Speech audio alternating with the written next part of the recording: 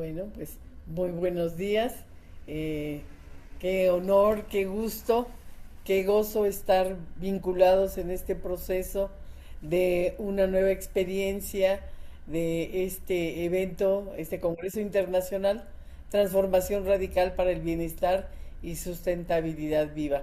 Desde luego un reconocimiento a la jefe de carrera, que bueno apoya estos procesos, que sabe de estos eventos, y al grupo, al doctor Jerónimo y todo su equipo que con esfuerzo, con una gran templanza y con mucho ahínco siempre nos invitan a participar.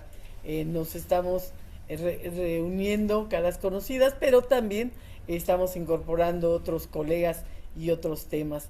Es para mí un honor compartir la moderación con nuestra colega Carmen, mucho gusto.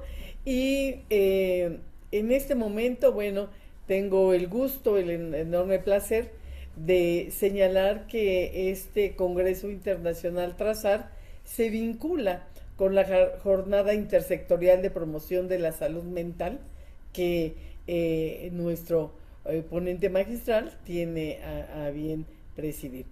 La conferencia magistral se denomina Células de Salud y Creatividad, una metodología situada para la promoción de la salud y la creatividad comunitaria. Ya de hecho el título por sí mismo incluye una serie de constructos que seguramente nos llevará para ir acercándonos a ello. Y bueno, el doctor Octavio Valadez es doctor en Filosofía de la Ciencia, postdoctorado en Complejidad Biocultural.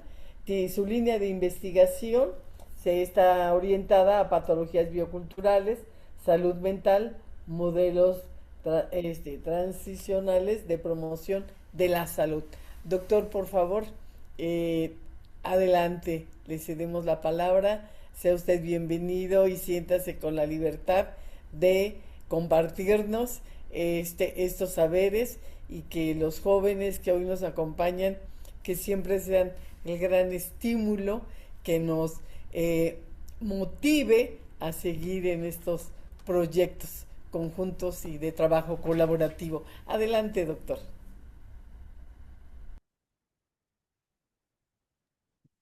Bueno, pues muchísimas gracias.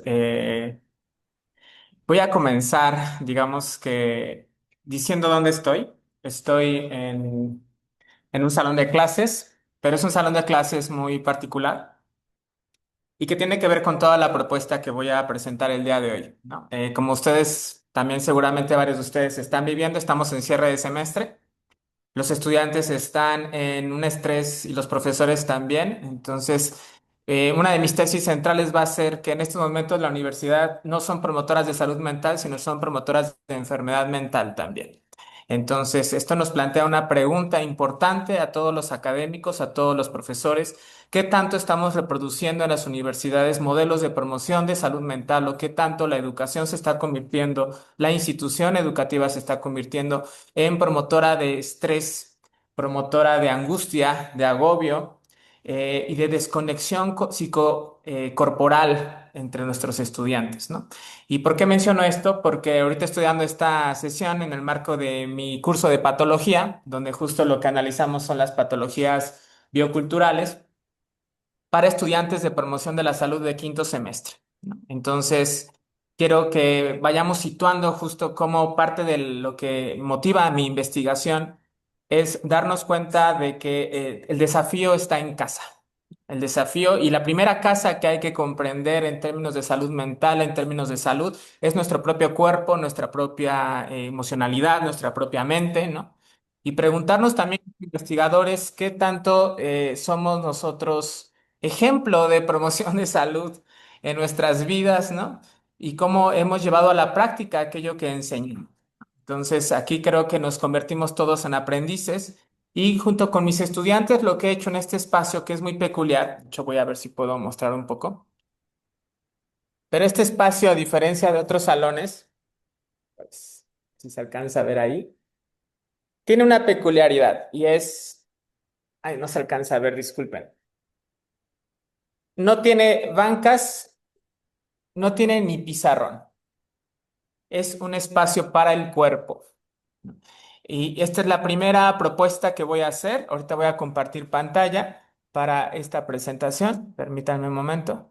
Eh, Ay, déjenme ver si me deja compartir. Eh,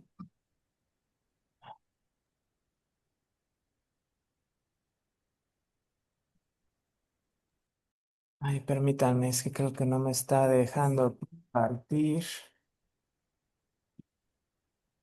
pantalla.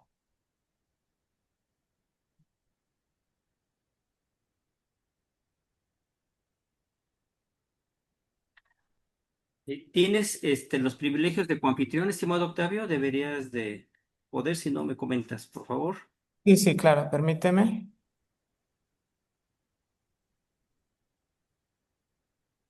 Me está pidiendo que actualice mi Zoom. Discúlpeme, me está diciendo que necesito, no, que actualice mi Zoom, perdón, que vuelva, cierre y vuelva a abrir Zoom Está para bien, pueda compartir. Entonces lo voy a hacer un minutito, te disculpen. esperamos. Muy bien, te esperamos con gusto. Muchas gracias, estimado Octavio. Y bueno, aprovecho para comentar a nuestros asistentes el proyecto que tiene el doctor Octavio Valadez, es un proyecto ya de varios años. El doctor Octavio está muy interesado en atender la complejidad biocultural. Hace unos años nos conocimos a partir de un diplomado que estuvo trabajando sobre complejidad biocultural del cáncer. Él tiene, como lo mencionó la doctora Beatriz Carmona, tiene dos postdoctorados. Uno de ellos lo hizo en el Instituto de Investigaciones Antropológicas, realmente un evento muy interesante porque en ese diplomado el diseño que el doctor realizó consideraba incorporar no solamente académicos o investigadores interesados en el cáncer, sino también pacientes que estaban viviendo o familiares que estaban viviendo este proceso. Desde hace algunos años, antes de aquello que nos mantuvo confinados, que es la pandemia, el doctor Octavio ha estado trabajando en este proyecto. Y bueno, yo cedo ya el espacio, como pueden ver, el doctor Octavio ya nos presenta su pantalla y bienvenido nuevamente, estimado doctor Octavio. Gracias.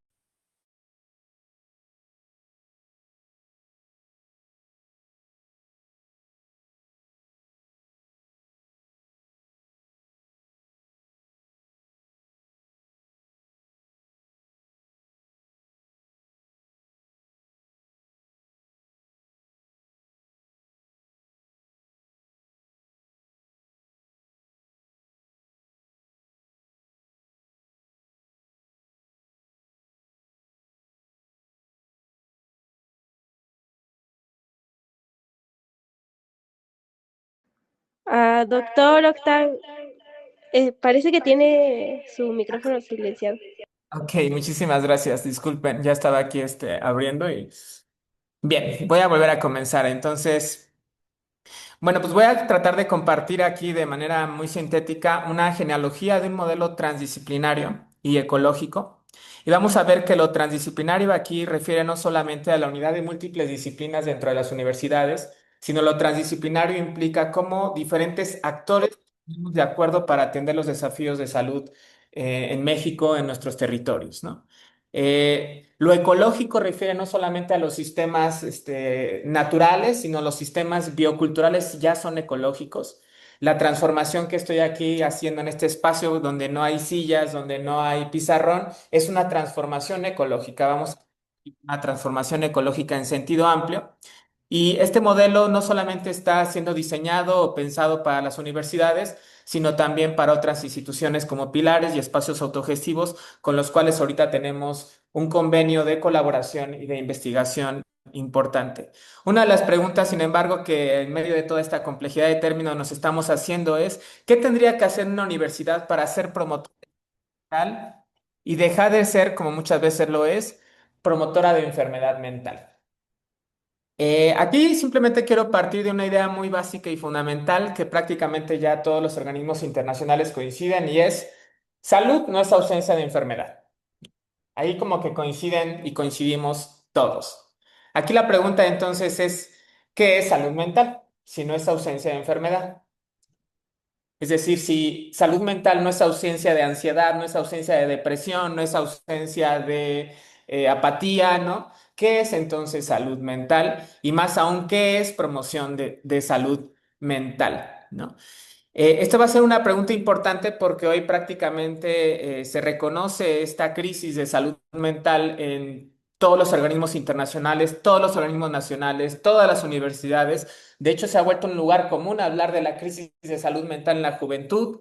Se hizo esto mucho más después de la pandemia del COVID, donde prácticamente todos los países del mundo, tuvimos que atravesar por un periodo de varios años, hasta 5 años podríamos decir, del cual pareciera que nos hemos recuperado, ¿no? Salimos del confinamiento, volvimos a una vida pero me parece que hoy lo que está evidenciando casi todos los datos epidemiológicos es el daño acumulado que hemos venido atravesando las poblaciones en las últimas décadas y una pandemia como el COVID solo acentuó el daño y estos efectos los estamos viendo no solamente en nuestras vidas, sino en las universidades. Hoy estamos entonces lidiando con estudiantes que, por ejemplo, atravesaron años cruciales de su desarrollo ontogenético en confinamiento. Tenemos estudiantes, tenemos poblaciones de jóvenes que vivieron duelos importantes en la pandemia, ¿no?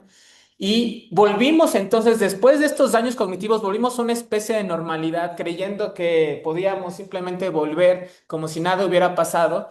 Y hoy estamos, me parece que lidiando con todas las consecuencias acumuladas de estos daños y todas las estadísticas prácticamente están hablando de este desafío. No me voy a detener ahorita mucho en esas estadísticas, pero son importantes porque sitúan probablemente como ningún otro momento de la historia la crisis de salud mental, ¿no? Yo cuando fui estudiante de la universidad difícilmente crisis de salud mental en las universidades, aunque ya existía, ¿no? Ya existía, se manifestaba de otra manera, pero había una respuesta estudiantil y juvenil a las crisis que inclusive sorprendía a muchos. Me tocó a mí vivir un periodo muy importante dentro de mi propia vida, que fue una huelga universitaria que hizo que la juventud en el 99 saliera a las calles y tuviera energía de transformación y de lucha contra el neoliberalismo, hoy que es un lugar común en todos los gobiernos de la cuarta T hablar de luchar contra el neoliberalismo. Hay que recordar que no era un discurso oficial, era verdaderamente salir a las calles como jóvenes a defender, por ejemplo, las universidades públicas.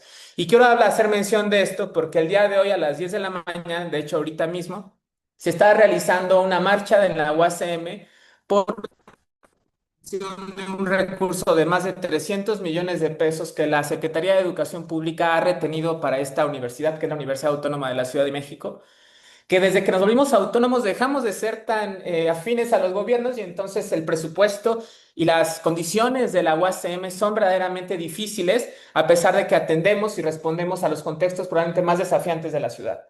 Esto es importante porque mucho de lo que voy a hablar aquí de esta genealogía del modelo es que no nace de la academia. La idea de una célula, de hecho, podríamos decir que nace más de experiencias organizativas y comunitarias de trabajo que se ha realizado prácticamente durante todo el siglo XX. La idea de célula organizativa es una idea que, por ejemplo, vino de muchos movimientos de liberación nacional en muchos países, incluyendo México.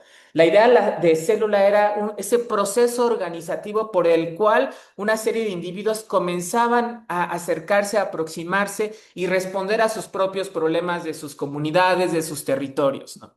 Entonces, el primer antecedente de este modelo del que voy a hablar hoy de promoción de salud mental es todo el trabajo de autogestión comunitaria que se vino realizando prácticamente desde la década de los 70 hasta finales del siglo pasado y que una de las claves más importantes de este tipo de experiencias es que enfatizaban cómo le hacemos para generar alternativas de organización comunitaria que no dependa de si el gobierno financia o no a esos participantes.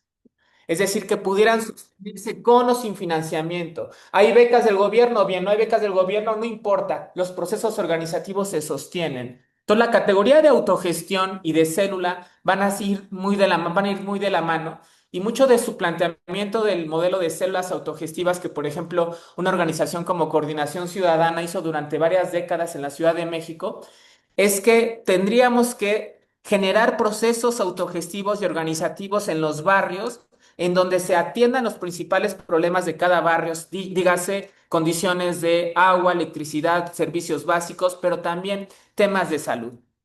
Entonces, el principal antecedente de este modelo es también organizaciones como Alcohólicos Anónimos, que nos dejan lecciones muy importantes de cómo se pueden sostener iniciativas de organización comunitaria sin apoyo gubernamental.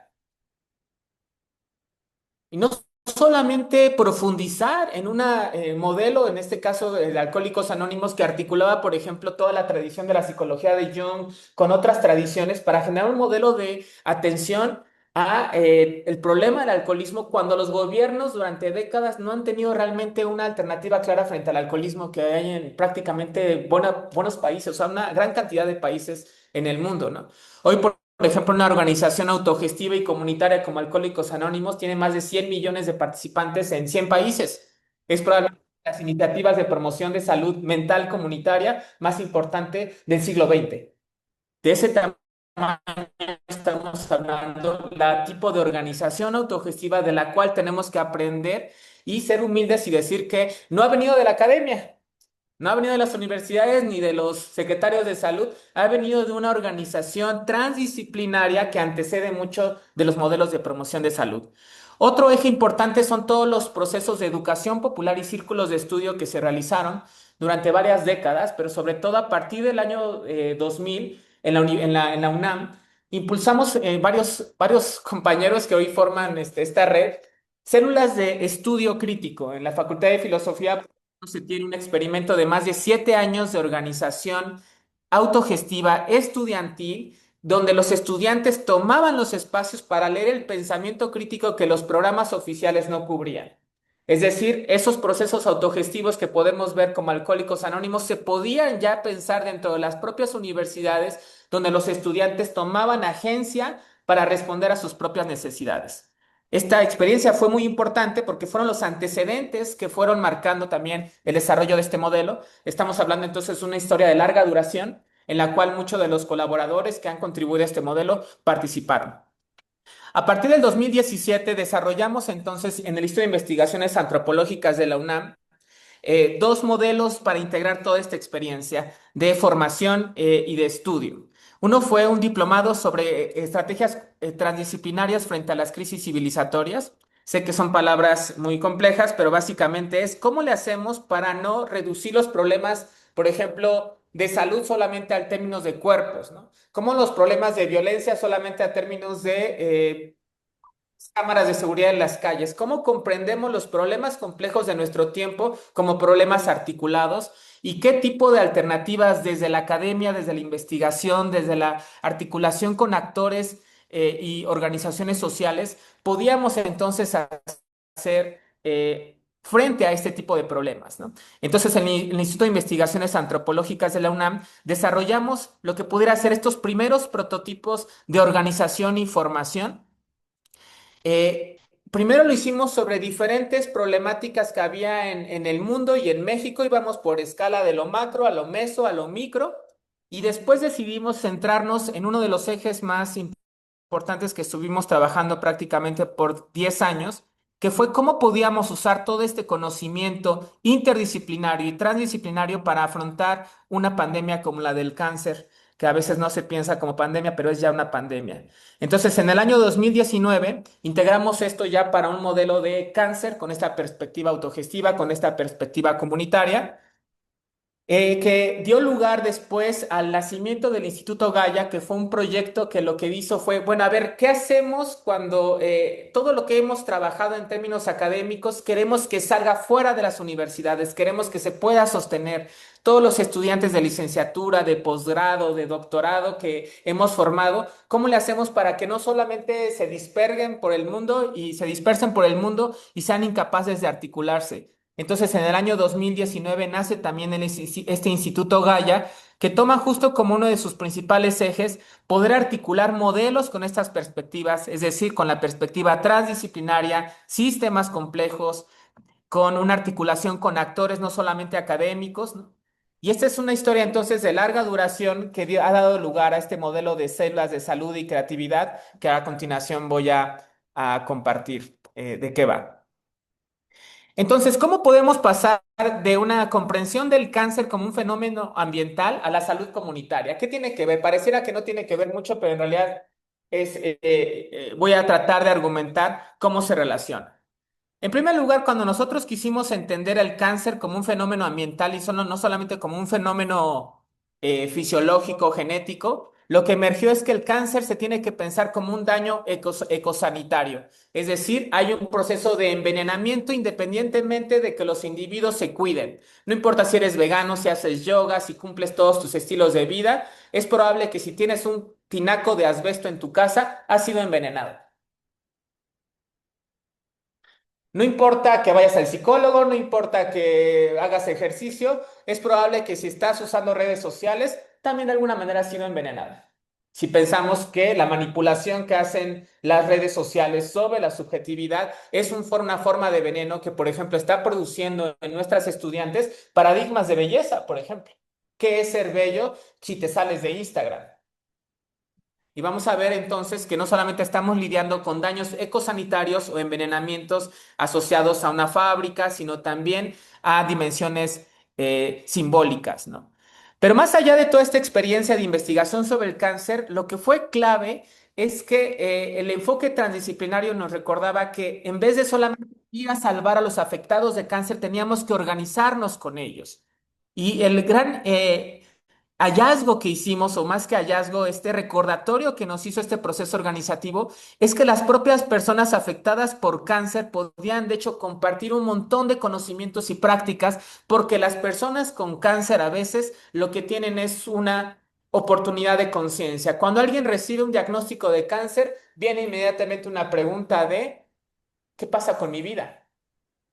¿Qué quiero en mi vida? ¿Qué ya no quiero en mi vida? Entonces, aunque algunos enfermos de cáncer tienen una serie de adversidades familiares tremendas, lo que es cierto es que el cáncer no solamente es una carga negativa sobre las personas, sino también es una oportunidad de conciencia cuando se hace que estos afectados se vuelvan agentes. Cuando el paciente se vuelve agente, algo comienza a ocurrir.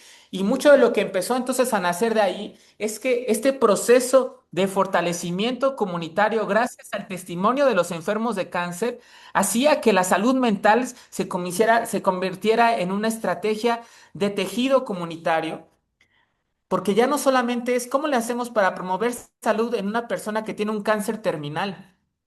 ¿Qué es salud en una persona que tiene un cáncer terminal? Son cuidados paliativos.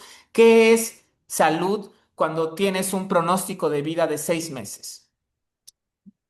Entonces, el cáncer nos hizo preguntarnos fuertemente qué tipo de educación ecosanitaria, qué tipo de campañas y qué tipo de modelos estamos haciendo para afrontar no solamente los envenenamientos, sino la respuesta a este tipo de padecimientos.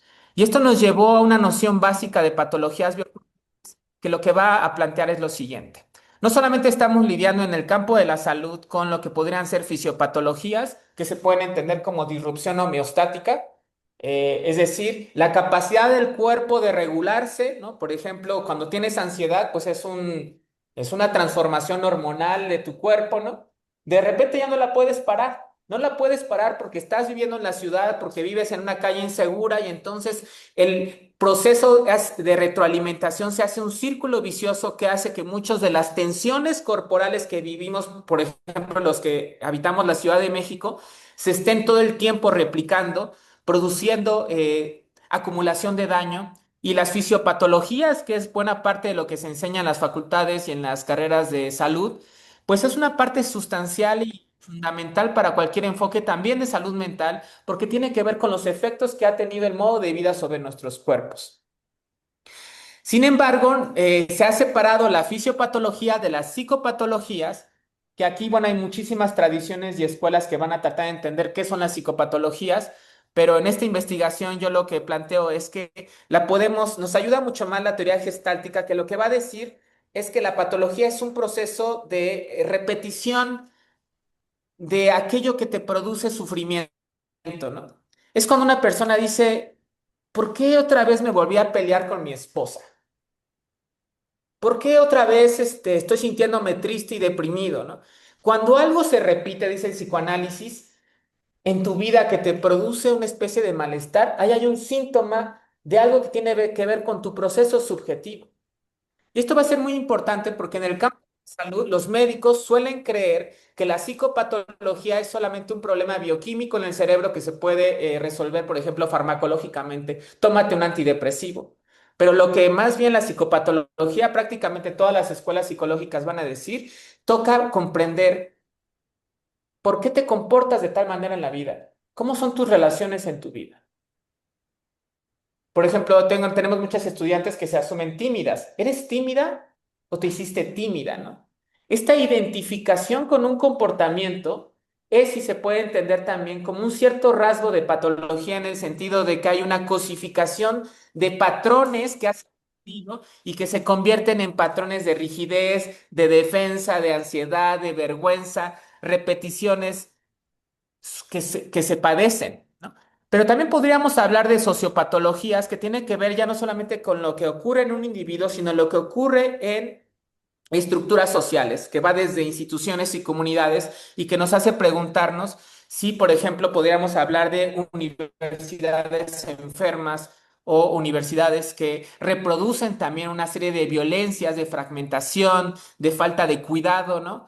Y que estos individuos que tienen un cuerpo, que tienen una mente ya dañada, entran a instituciones que también tienen afectaciones en procesos sociales y estructurales que también podríamos decir patológicos, ¿no? Como hoy el mundo en el que estamos, pues no solamente se puede diagnosticar en términos de individuos, de comunidades, sino también de civilizatorias, que va a ser una de las tesis fundamentales también de este modelo. Como cada uno de estos niveles entonces se articulan de tal manera que las fisiopatologías no están separadas de las psicopatologías no están separadas de las sociopatologías y las sociopatologías se tienen que entender cada vez más como patologías civilizatorias, como por ejemplo este modo bélico de guerra, de extractivismo, de desigualdad que se ha normalizado y que muchos de nuestros estudiantes y muchos de los jóvenes se preguntan, bueno, ¿cómo yo le voy a hacer para vivir en este mundo con este tipo de contradicciones? Entonces, la salud mental no puede reducirse al individuo aislado. El daño se tiene que entender en múltiples escalas, en lo macro, en lo meso y en lo micro. Y promover salud entonces implica no solamente intervenir en los cuerpos, sino implica comprender los comportamientos, las instituciones y los territorios. Para esto también nos va a ayudar mucho todo el avance en las ciencias biomédicas, en las ciencias cognitivas, que nos van a recordar que esta separación que hicimos entre cuerpo, mente, emociones y tejido social hoy se desbarata por todos lados. El problema es que las universidades seguimos enseñando en un paradigma fragmentado de los problemas, pero en realidad los problemas están articulados y también las posibles soluciones.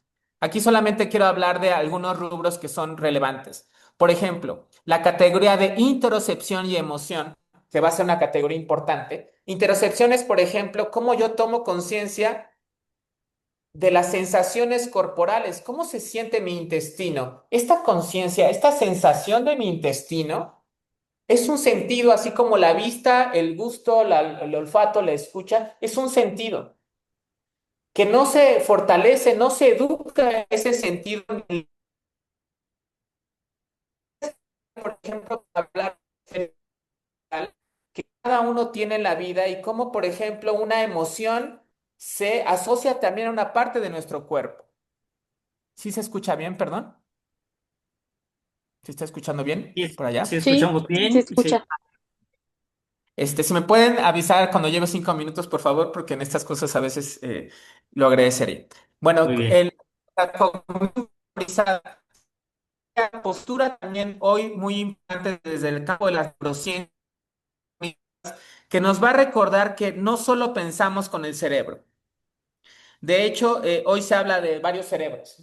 Se habla del cerebro y de toda la cantidad de sistema nervioso que hay en nuestros intestinos, ¿no? Pero mientras más investigamos al cuerpo, más nos damos cuenta de que nunca solo pensamos con el cuerpo, siempre estamos pensando con el cuerpo. No es una metáfora, de hecho, porque pensar no solo es representar imágenes teóricas, es percibir, es actuar y acoplarse al mundo. Esto tendría que ser algo ya obvio para los que nos dedicamos a la educación, sin embargo, hoy podemos ver que en buena parte de los modelos educativos han separado esto Y es así que, por ejemplo, hoy prácticamente todo el diseño arquitectónico de los espacios educativos está hecho para cuerpos inmóviles, sentados, recibiendo información. Algo que podrían hacer hoy en sus pantallas con Zoom o con inteligencia artificial, la universidad comienza a entrar en crisis en términos de qué agrega a la experiencia del sujeto más allá de información. Si solo diseñaste la universidad para recibir y no para experimentar el cuerpo, hay una crisis en la educación. La educación tendría que incluir toda esta dimensión corporal, fenomenológica, es decir, de la experiencia de las personas y poder articular cuerpo, cognición, emoción y vínculos en el diseño de modelos educativos. Esto va a ser clave porque cómo se piensa entonces la regulación y el apego, cómo se piensa entonces también la creatividad, el juego y la agenda colectiva, que son, me parece, horizontes que todos los que nos dedicamos a la educación quisiéramos promover. Y entonces el modelo que ahorita voy a proponer busca articular todas estas dimensiones. Por un lado, una trayectoria histórica de procesos organizativos, de experiencias, algunas fallidas, algunas históricamente situadas, de conocimientos sobre las patologías, pero también de una comprensión cada vez mayor sobre, bueno, es una comprensión y al mismo tiempo una serie de preguntas que se están abriendo sobre qué somos, ¿no? Y cuál es de alguna manera el contenido de eso de que nos referimos cuando hablamos de salud. ¿Qué es la salud más allá entonces de una noción abstracta de ausencia de enfermedad? ¿Cómo podemos usar todo este conocimiento para promover salud con este modelo? Entonces, ¿a qué llegamos sobre todo ya para el año 2019 que comenzamos a trabajar en un proyecto justo de asbesto? Es a una versión de la promoción de la salud como una promoción dialéctica de la salud. ¿Y a qué nos vamos a referir con dialéctica? Que por un lado tiene esta dimensión crítica, es decir, necesitamos identificar qué nos está envenenando en términos de factores de riesgo, dígase, el teflón de los sartenes causa cáncer y se tendría que prohibir. Los tinacos de asbesto se tendrían que prohibir. Se siguen vendiendo, sin embargo, en México láminas de asbesto. Entonces no se para.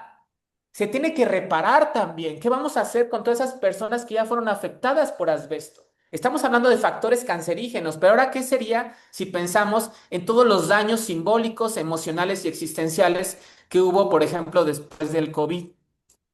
Prevenir tiene que ver no solamente con este discurso de Coca-Cola, le llamamos aquí promoción de salud Coca-Cola, come frutas y verduras, ¿no? Pues ya lo hace Coca-Cola, ya dice ese mensaje Coca-Cola, ¿no? ¿Qué es la prevención? Tiene que ver con un proceso de impedir que se vuelva a repetir el daño, que haya leyes, por ejemplo, que protejan que no se venda en México asbesto, y eso sigue sin ocurrir.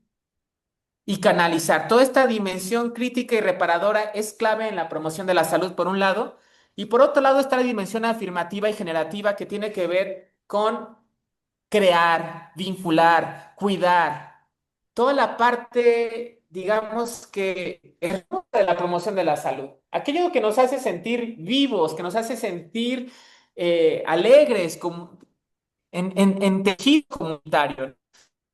Este ir y venir entre los problemas que tenemos que atender, pero también la parte afirmativa y generativa va a ser el eje fundamental de este modelo y lo ubicamos por lo menos en 5 momentos del proceso. Es decir, toda promoción de la salud implica comunicar, abrir diálogo y construir sentido, sensibilizar, reconocer realidades y provocar cuidado, formación, pensamiento crítico, aprender a transformar, organización, tejer comunidad, no suponer que la comunidad existe, no importa que vayamos a una comunidad indígena con usos y costumbres claros, no suponer que la comunidad existe y no suponer que una comunidad no puede ser de hecho también peligrosa o puede ser de hecho violenta. No todo proceso comunitario es saludable. Entonces, todo esto de poderlo articular en un modelo, y que es lo que ahorita voy a tratar ya de resumir, es lo siguiente. Entonces, ¿cómo articulamos todo esto? Entonces, el modelo aparece entonces como un dispositivo de sensibilización, de formación y de organización, en donde trabajamos con 4 esferas. Por un lado es el cuerpo o la corporalidad, no solamente en términos de comprender qué somos, sino poder investigar nuestro cuerpo, el cuerpo desde un lugar más consciente y observar cómo este cuerpo tiene la capacidad de regularse sin que necesariamente tengamos que hacer algo, aunque parezca absurdo, pero casi toda la promoción de la salud es tú tienes que hacer algo, cuídate, mira, no comas esto, sí come esto. Pero lo que hacemos, por ejemplo, en la célula es reconocer que tu cuerpo tiene la capacidad de regularse. Yo hago ejercicio y mi corazón late más rápido, dejo de hacer ejercicio y mi corazón baja. Esta capacidad de regulación del cuerpo es lo que ha sido alterado en los procesos patológicos y en los que hay que comenzar a rehabilitar. Pensamiento crítico, ¿por qué? Porque se necesita no solamente que el estudiante y los participantes sepan entender que les hace daño, sino comprender cómo luchamos también contra el daño generado, cómo luchamos contra la violencia. Y la categoría de lucha aquí no es trivial, sino que reconoce la promoción de la salud que muchos de los padecimientos son debidos a injusticias también sociales, como el hecho de que la UACM hoy tenga 300 millones retenidos por la SEP. Ese es un factor clave para que se promueva salud en la UACM. Entonces, hay que salir y hay que exigir que esos millones regresen a la universidad. La emoción y la palabra no solamente como un epifenómeno, es decir, no solamente como aquello extra que alguien dice cómo estoy, sino poner en el centro la emoción y la palabra. Por ejemplo, en mis clases las empezamos que los estudiantes dicen cómo se sienten. Ese cómo se siente no es nada más como para integrar al grupo. De partida de la investigación del estudiante es su propia experiencia de vida. ¿Qué está pasando en tu vida? Date cuenta. Darse cuenta de qué pasa en tu vida parece trivial, pero es muy importante. Y comunidad y territorio. Entonces voy a irme un poquito más rápido para ir cerrando. ¿Qué ocurre entonces en una sesión de la célula? Uno, hay trabajo corporal. Siempre hacemos un proceso de calentamiento, damos espacio en el curso. Uno diría, pero vas a quitar una hora del proceso de formación cuando podrías haber presentado un PowerPoint y revisado una lectura. Lo que hemos visto es que cuando damos espacio y trabajo al cuerpo a través de calentamiento, ejercicios de respiración, activación corporal, movimiento creativo, silencio y descanso, las personas participantes de este modelo pueden experimentar la salud no como una noción abstracta, sino como la capacidad de decir, wow, qué interesante se siente esto.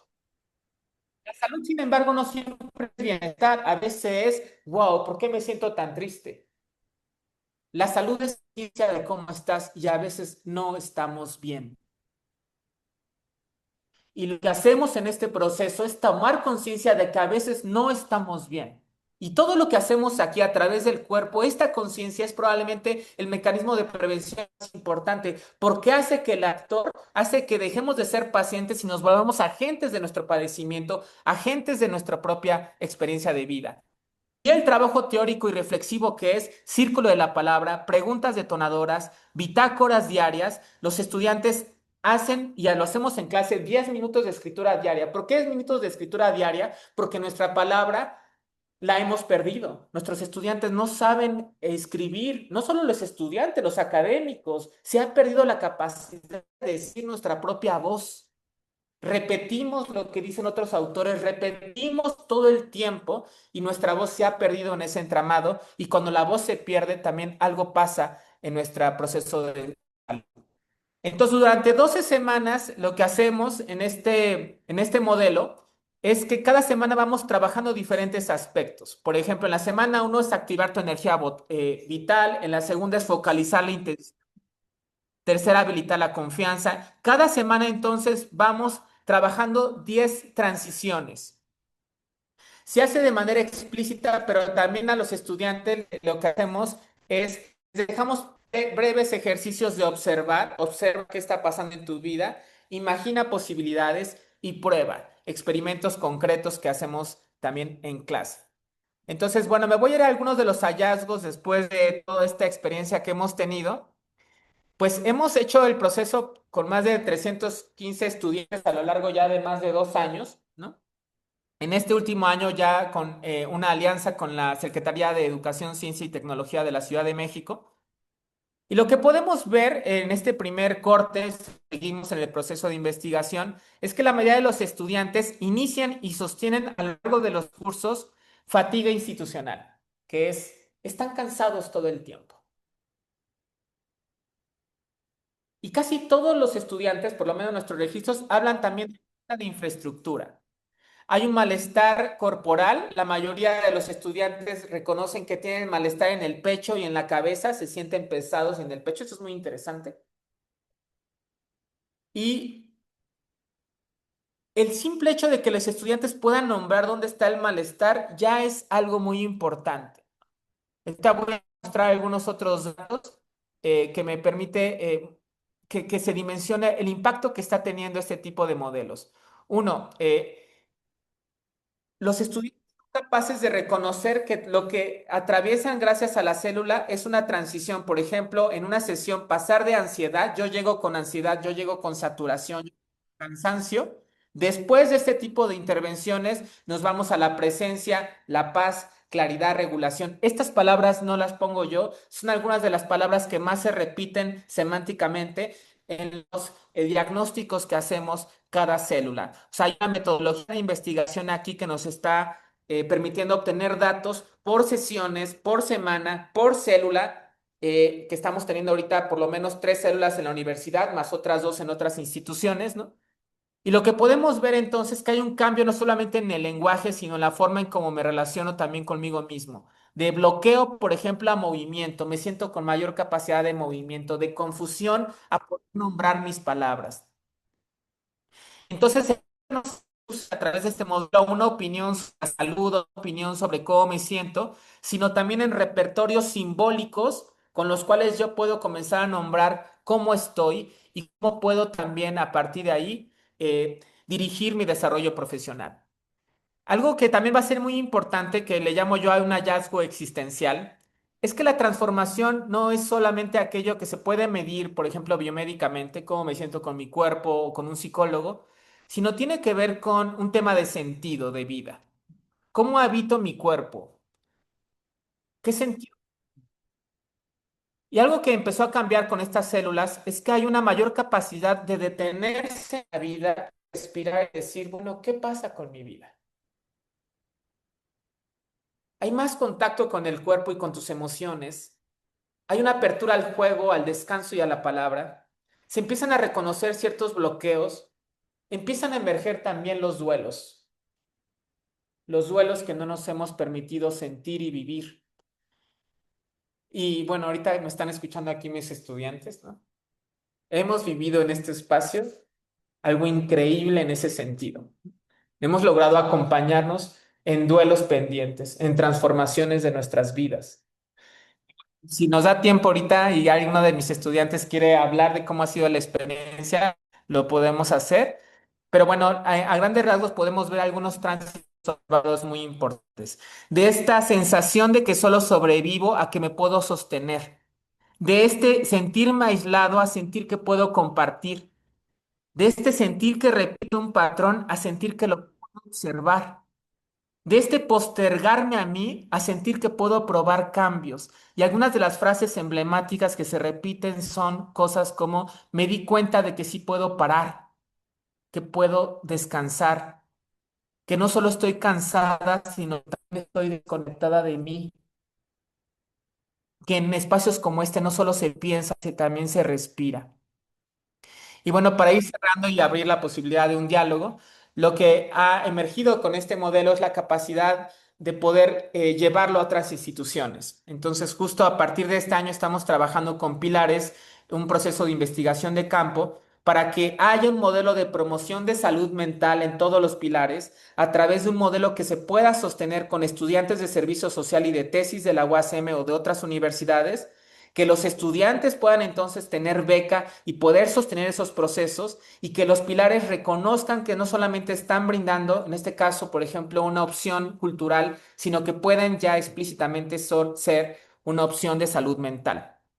Lo que queremos hacer entonces es un modelo intersectorial en donde reconocemos que la salud mental implica lo que hacemos en las universidades con nuestros estudiantes en términos de formación y de investigación, los modelos que podemos implementar en instituciones y la capacidad que tenemos de hacer que estos modelos no dependan del gobierno en turno, sino que tengan la capacidad autogestiva de sostenerse. Y ahí, por ejemplo, está el Instituto Gaia, que nos está dando también el ejemplo de cómo este tipo de modelos pueden realizarse y desplegarse con o sin financiamiento público, y eso me parece uno de los grandes pues logros también de esta red de actores que hemos ido trabajando a lo largo ya de estos años, ¿no?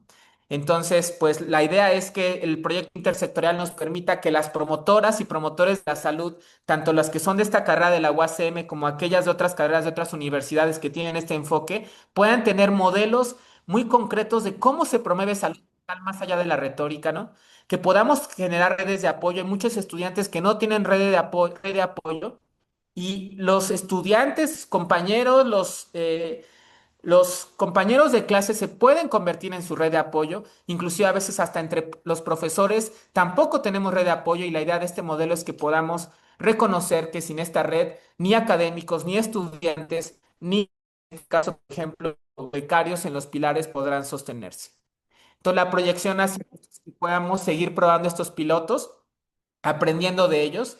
No todo lo que ha pasado ha sido fácil. Ha habido estudiantes que, por ejemplo, con este tipo de modelos se han quejado, ¿no? Hay otros que nos felicitan. Es decir, el modelo es un modelo de investigación porque no siempre ocurre lo que queremos. Y aquí mi invitación es a que necesitamos hacer investigación de promoción de salud colectiva dentro de las universidades, hacer un proceso científico de sistematización para que este modelo pueda entonces eh, y compartir ese aprendizaje con otros actores. Y bueno, creo que ahí le voy a dejar. Muchísimas gracias. Da chance de poder dialogar y que alguno de los estudiantes que están por acá quiera compartir cómo le ha ido en este tiempo. Pero bueno, aquí le Muy paro. bien, doctor. Valadez, sí, por supuesto. Tenemos unos minutos y que pueden ser aprovechados para contar con la participación de algunos de sus chicos, así es que si gustan tomar la palabra, en cuanto a cuál ha sido su experiencia, sus expectativas iniciales, cómo se han ido transformando y qué sigue. Ujú. Adelante. Ok, muchísimas gracias. Pues déjenme abrir la palabra. Obviamente es opcional aquí con mis estudiantes. ¿Alguien quiere compartir algo? Este público internacional que tenemos. Están muy poco inhibidas, pero ¿alguien quiere pasar y compartir algo? Les puedo pasar el micrófono si no quieren aparecer en la pantalla. Sí, sería muy bueno que alguien quiera compartir algo de lo que han vivido para que puedan, las personas que están escuchando, escucharles también. ¿Nadie? Son estudiantes, gracias. A ver, venga. Ok, ¿Quieres pasar acá? Le da pena que la vean, pero la van a escuchar. Venga. ¿Sí ¿Se bueno, escucha? Déjenme saber. ¿Se escucha? No lo no, escuchamos. no. A ver, habla. No, ven. Que no salgas si quieres. Paso. Ah, sí, entonces. Adelante, buenos días. ¿Con quién tenemos el gusto? Este, No se escucha muy bien, a ver un poco más. mi nombre es Jessit. Muy bien. Bueno, antes de cursar el curso de patología, desde la patología uno, pues sí cambió una antes y un después en mi vida, ¿no? Como que yo era muy cerrada a expresarme, a sentir o a rechazar las emociones que yo tenía conmigo misma, ¿no? Y desde que empezamos el curso, pues sí, o sea, pasó por mi cabeza y no le veo sentido, ¿no? Pero poco a poco, pues, dejándome llevar por las respiraciones que hacíamos, todo eso, cada actividad, como que la conexión que hacíamos con uno mismo y principalmente, pues sí, como que marcó la diferencia en mí, como que ya trato de ser más abierta, este, tengo más claridad mental y eso es lo que me ha ayudado. Muy bien. ¿Y eso cómo ha influido en tu entorno? Dices, yo ahora he transitado por esta serie de vivencias, de experiencias, las he incorporado a mi vida. ¿Cómo eso ha influido en tu entorno? Pues con tus compañeros, quizá relacionarte con otros profesores, mismo en la dinámica familiar o social de amigos. ¿Cómo lo ves tú? ¿Cómo lo vives? Pues primeramente mis compañeros, pues sí, es como de que, o sea, podemos, por ejemplo, fuera de clase, pues no llevarnos tan bien o así, pero cuando estamos en este círculo, pues sí se siente como que no juzgamos nada de nadie, o sea, todo se queda aquí, o sea, eso es algo importante. Este, y en mi entorno como de amistades, pues sí, este, pues sí han fluido porque siento ya una conexión más con mis compañeros, mis amigos, y siento que sí nos ayudan mucho porque a crecer más tanto como persona y también en lo académico. Y en lo familiar, pues también, pues sí tengo más claridad porque sí les platico y todo eso, como que sí les interesa más cómo es esto, ¿no? O sea, hay gente que no cree, pero la verdad sí, como que, pues sí, sí funciona, o sea, sí, ahí cambia algo, aunque muchos no lo perciben. Muy bien, muchísimas gracias por compartirlo y por atreverte. Eso Te es muy atreves a importante. Exacto, hacerlo. felicidades, felicidades. Doctor, una pregunta que nos hacen aquí por el chat, gracias. Eh, Nos ha usted contextualizado acerca del proceso que se ha ido gestando hasta llegar a este momento. ¿Cómo todos estamos inmersos en la dinámica de los políticos y sus políticas? Ya usted nos hacía un señalamiento al inicio de su presentación en este sentido, el apoyo a este tipo de proyectos, cuántos docentes se están participando, se están incorporando, cuál es esa experiencia en el proceso mismo, desde los directivos y luego desde los pares. Es una gran pregunta. Supongo que todos nos ha tocado, todos los que somos académicos, ver las resistencias de las instituciones al cambio. Me parece que eso tendría que ser cada vez más diagnosticado justo como una patología institucional. No obedece solamente a veces qué sé yo, al comportamiento aislado de un individuo que a lo mejor no quiere que cambie algo, sino que tendríamos que reflexionar qué capacidad está teniendo, por ejemplo, la universidad de actualizarse en términos de los cambios que están habiendo en el mundo, ¿no? O sea, creo que hoy estamos todos lidiando, por ejemplo, con la inteligencia artificial. Yo tengo estudiantes que, por ejemplo, ahorita están haciendo sus proyectos, o en el semestre anterior, ¿no? Una de nuestros estudiantes hizo su proyecto sobre la forma en cómo ella usa ChatGPT para sustituir al psicólogo que no puede pagar. O cómo, y entonces, ¿por qué hablo de esto? Porque creo que la universidad y las instituciones a veces no solamente tienen resistencia al cambio, sino que se están entrando en un proceso también de crisis, de obsolescencia de algunos de los conocimientos, de algunas de las prácticas. Paradójicamente, aunque se reconoce esta crisis, no hay mucha voluntad de los propios profesores de hacer un trabajo con ellos mismos en su cuerpo y en sus emociones. Y eso me parece que es uno de los grandes desafíos de los académicos. No podemos enseñar o difícilmente podemos compartir aquello que no hemos probado también en nosotros mismos. Y bueno, eso ha generado respuestas no solamente favorables a este proyecto, ha habido muchas resistencias. Les pongo un ejemplo. Este espacio es un espacio para la danza y a veces ponemos música y bailamos y los estudiantes ríen y gritan si es necesario sus emociones. Pues han llegado a decirnos que esta es una institución universitaria en la cual no debe haber ruido. Y les decimos, pues, si hubiera un auditorio, si hubiera un área para el cuerpo, si hubiera un área para el movimiento, nos iríamos con gusto ahí, pero el único salón corporal que tenemos es este. Pero habla entonces de espacio ecológicamente hablando de las instituciones, no ha sido diseñado para que el cuerpo en acción, para que los estudiantes puedan expresar su voz, para que puedan entrar en contacto con sus sentidos, con la tierra, ¿no? Pero en medio de eso hay grietas, hay posibilidades que se están abriendo. Entonces, ahorita por lo menos dentro de la propia UASM hay una voluntad de que este modelo pueda fortalecerse. Ya con el apoyo, es una convocatoria en la que participamos con este proyecto ante la Secretaría de Ciencia y Tecnología. Eso ha ayudado muchísimo a que haya más apertura, ¿no? Entonces, sí ayuda también aquí el carácter científico de lo que hacemos, las publicaciones, los congresos, las conferencias, ¿no? Para ir mostrando que no solamente es, porque a veces ya me dicen que soy el profe hippie, ¿no? Porque pone a los estudiantes a respirar. Yo les tengo que dar evidencia cognitiva de cómo los ejercicios de respiración de 10 minutos puede hacer una diferencia en una clase de 3 horas.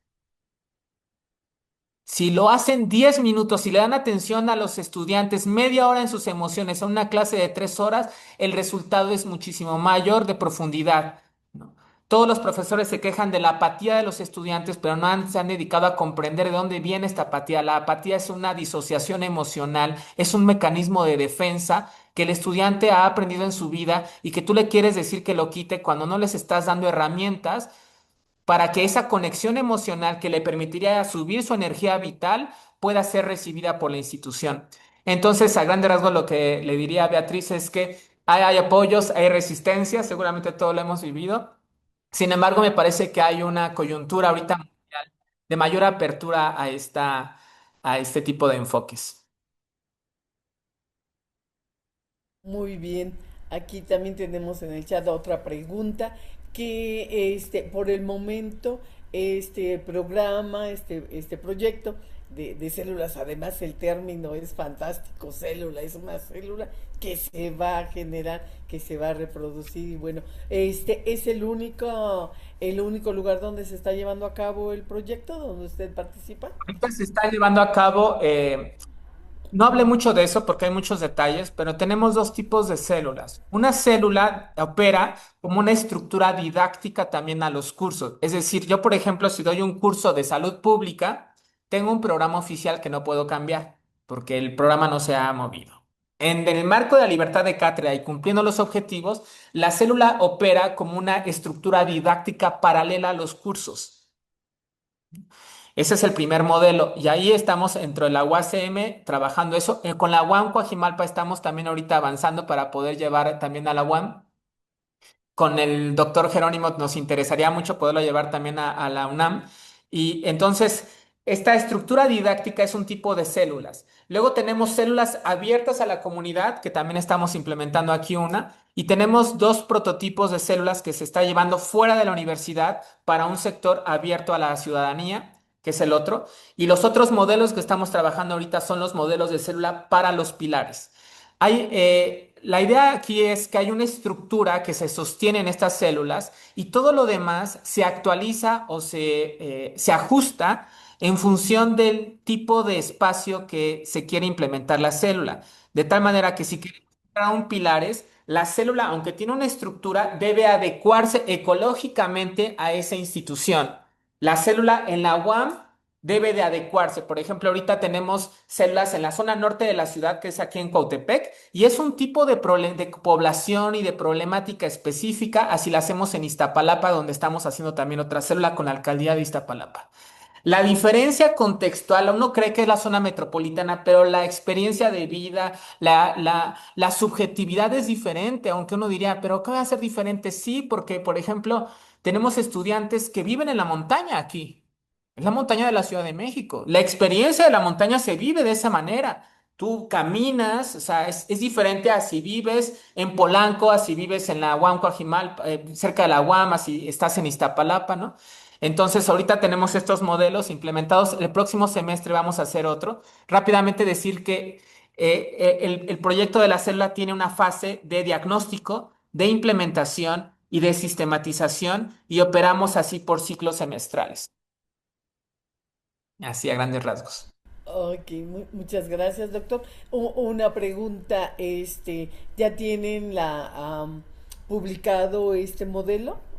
Es decir, para poderse replicar, porque ahora es que ante esto que se avecina y nos encantaría poderlo recibir en la UNAM, en la FE Zaragoza, porque al final de cuentas un modelo validado habrá de adaptarse a los entornos y en este caso, bueno, hablamos de Zaragoza, que no es lo mismo que CEU o que Iztacala. Y en ese sentido, ¿cómo lo tienen integrado? Ujú. Sí, ahorita ese es el gran desafío ahorita. Por eso nosotros decimos que eso es un modelo, ¿no? Como modelo lo que se está planteando es justo cómo aprovechamos toda la información. Aquí mis estudiantes, ¿me permites la hojita? Les quiero mostrar nada más. cada sesión yo trabajo con mis estudiantes una hojita de consentimiento informado que tiene una serie de datos de entrada, datos de salida. Preguntas, por ejemplo, fíjense, una de las preguntas de entrada. ¿Qué estás pensando ahora? ¿Qué estás sintiendo? ¿En dónde lo sientes? La sola respuesta inicial antes de entrar al curso a esto ya nos da una información relevante. Luego, cuando termina la sesión tenemos una tablita, bueno, una tablita de cómo sales y cómo cambia tu pensamiento, cómo cambia tu sentir. Bueno, todo esto lo estamos haciendo en cada célula, en cada sesión, y entonces eso nos está abriendo una cantidad de información de investigación cuantitativa. Estamos haciendo entrevista a profundidad, cualitativa, trabajo etnográfico, no solamente eso, cómo convocamos. También reconocer aquí algo que esto es muy, muy importante. Hay cosas que no nos funcionan. O sea, aquí lo importante de la investigación científica no solamente es el éxito de los modelos, sino también es el ver las anomalías, aquello que no está funcionando. Y por eso nosotros tratamos de ser muy precavidos porque, por ejemplo, en IS Bienestar nos decían, Octavio, pero ¿qué teoría psicológica estás usando? Yo les decía, varias, ¿no? ¿Y cuál te está funcionando? Depende del contexto. O sea, no es tan sencillo creer que es un modelo. Sin embargo, la estructura, esto que hablaba, es lo que se está, digamos que, validando con todos estos instrumentos, ¿no? El proyecto que ahorita tenemos con Sectei nos obliga a publicar, nos obliga a hacer encuentros, eventos. Vamos a hacer, en junio vamos a hacer el tercer encuentro de promoción de salud mental. El próximo año queremos hacer un congreso, porque también lo que queremos es rescatar todas las iniciativas de los estudiantes. Los estudiantes tienen una creatividad, y con eso quiero cerrar. El indicador más importante para nosotros de promoción de salud mental es la rehabilitación de tu creatividad. Cuando un estudiante logra recreatividad, no solamente en sentido artístico, es la capacidad también de recuperar agencia sobre tu vida. Y esta capacidad de recuperar agencia sobre tu vida se expresa en una creatividad en múltiples facetas. La creatividad de cómo te quieres vestir, la creatividad de tu proyecto de investigación, la creatividad de la forma en que quieres tú darle sentido a tu, por ejemplo, carrera profesional. Y entonces, bueno, en eso andamos en la validación y también esperando que haya más colaboradores académicos que les interese nutrir esta investigación que, como verán, requiere necesariamente de grupos de investigación. Esto no es de una mente brillante. Muy bien, y aquí ya estamos en los últimos minutos, pero doctor, la experiencia en la comunidad, porque es que ahora hemos hablado, bueno, ha versado sobre la experiencia áulica, pero bueno, salir a la comunidad es un mundo, pero platíquenos un poco de ese mundo. Bien, pues, o sea, creo que lo más desafiante ahorita, por ejemplo, trabajando con pilares, miren, les voy a poner un ejemplo. Estamos ahorita trabajando con uno de los pilares más chiquitos probablemente de toda la red de pilares. Decidimos ir a ese pilares, no está aquí Sara, pero es porque una de nuestras estudiantes de tesis vive por ahí y trabaja ahí. Entonces, ese pilar está dentro de un mercado público. Atrás del mercado público hay un basurero. Luego está el Río de los Remedios, ¿no? Y entonces está como en la esquina de la ciudad.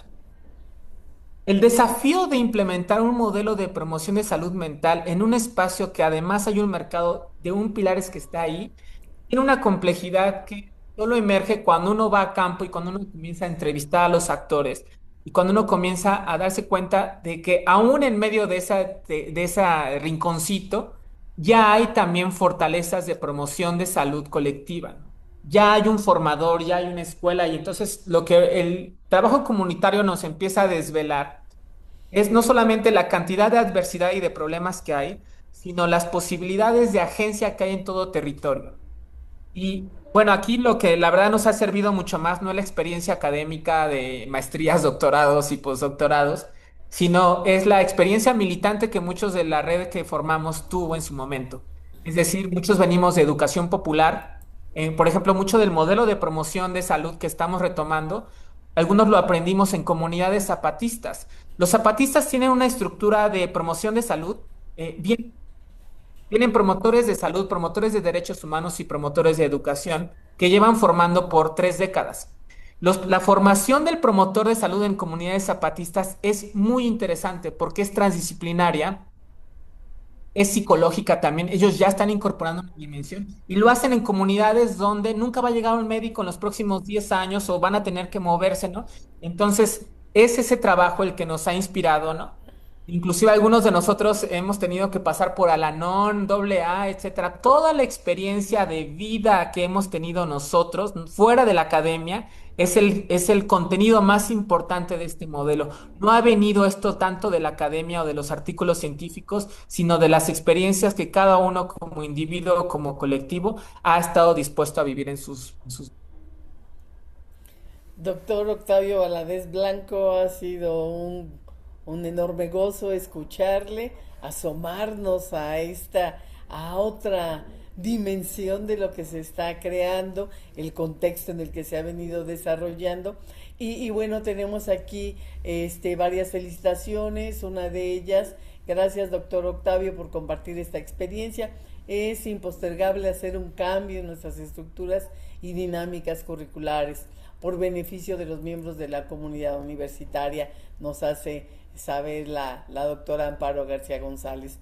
Así es que, por favor, agéndelo, estableceremos contacto para el desarrollo de proyectos y efectivamente una célula unida a otra célula, pues creará sistemas, creará tejidos, creará algo mucho más que, bueno, pues es lo que ante todo lo que estamos viviendo y lo que nos falta y que no tenemos ni idea de lo que nos va a sorprender, lo que sí es una herramienta y una fortaleza es el trabajo colectivo. Eso es indiscutible. Ya los modelos que tradicionalmente habíamos visto y vivido están cayendo y las estructuras políticas nacionales, locales, nacionales e internacionales, mundiales, ya hoy están en decadencia y justamente surge la oportunidad de generar este trabajo colaborativo y colectivo dentro de las universidades, pero como una función sustantiva hacia la comunidad. Doctor, tenga usted un buen día, muchísimas gracias, fue un gusto escucharle. Afortunadamente esto se está grabando porque en el momento que querramos hacer una revisión más minuciosa, ver ese importante material que usted nos compartió y poder acercarnos a ello para que el día que usted nos visite, bueno, tengamos un contexto mucho más amplio. Tenga un excelente día, doctor Octavio. Por mi parte ha sido un gusto. Le cedo la palabra al doctor José Antonio Jerónimo. Adelante, doctor. Muchas gracias. Pues yo nada más agradecerle y si me permite, porque el doctor Octavio siempre enfatiza el papel de las emociones y bueno, con mucho gusto digo, mi querido Octavio, mi querido doctor Octavio, pues muchísimas gracias por como siempre ser tan generoso, compartir ese conocimiento y experiencia. Y desde luego las puertas están aquí abiertas, y él lo sabe, porque también es universitario, tiene el corazón también ahí en la UNAM. Y será un gusto planificar algún conjunto de actividades. Bienvenido desde ya. Y el propósito también de invitarlo es justamente compartir esta experiencia tan significativa. Y pues me va a dar mucho gusto tenerte aquí en la Facultad de Estudios Superiores de Zaragoza. Desde luego, siempre eres bienvenido. Y pues un fuerte aplauso. Durante la pandemia nos enseñaron que esto significa aplausos en lenguaje de señas. Muchísimas gracias, querido Octavio, y espero que nos acompañes en muchas ocasiones. Gracias. Muchísimas gracias a ti. Nada más quiero decir algo, José Antonio, y creo que en nombre de muchos que te conocemos y que le conocemos al doctor José Antonio, te hablamos de tú porque justo ya son muchos años los que llegamos conociéndonos. Darte un reconocimiento muy importante a ti por el gran esfuerzo que has hecho por construir redes. Y me parece que los desafíos hoy de salud que enfrentamos implica justo esta capacidad de hacer redes. También la insistencia que tú has hecho en que el espacio educativo sea el territorio donde podamos llevar mucho de lo que estamos pensando para este mundo, ¿no? Entonces quiero darte ese reconocimiento y muchas gracias a todos ustedes por haberme escuchado. Voy a seguir ahorita con mis estudiantes porque justo hoy es el cierre de esta célula. Vamos a hacer un convivio aquí vamos a celebrar, ¿no? Esto es parte también de lo que queremos, que la educación sea una celebración de la vida, ¿no? Una celebración, aún en medio de exámenes, podernos sentar a compartir un pastelito. Entonces, muchísimas gracias, que tengan buen día.